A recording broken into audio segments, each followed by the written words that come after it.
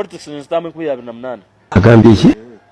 then ninyenza ku akashaniza kwetsimbaho 2031 then hatuje na ideas ninyenda ba MP wo kubanza nsibe dreads akwanyine plan 2027 saba dreads case bere kabantu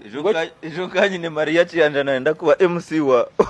MP wa comedy ati niwe rukwenda ko kubanza kuzo parliament Western Uganda noma tikukikora kugira ngo nichikora kwereka abantu ngo kusaba dreads ninga sho muntu kujwara damage kikumayisa nguti yakora abantu ninga ngo muyayi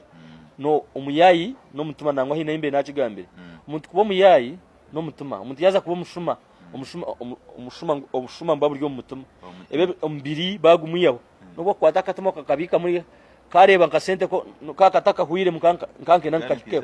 konkecho chibiru wachi mo kachiye mutuma tikikwiba mazima nyenda kubereka nyenda ku just kukireta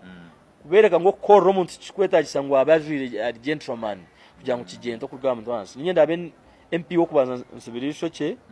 kandi bokunjema kuzo parliament kuba yamba tana kigambira hati wacu obu no bujurizi munonga kantu bukufa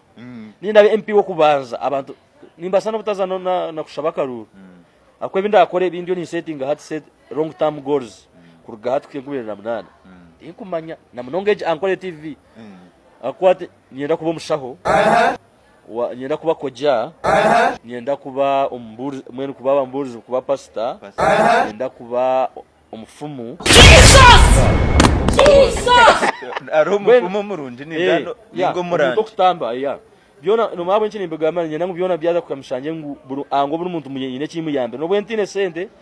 nimbasa kosa ankole TV mbira kariyogo muntu ari yoko mworo arakwenda ngo kubiyambi platform bumuhereze nimbasa kugamba ubwo umufumo oyibiro muntu murete tumutata tumushwaze pastor nimbasa kugamba ibintu abantu bakora bigamba aha so shange ibintu yona ni performing baza kuko bwirobo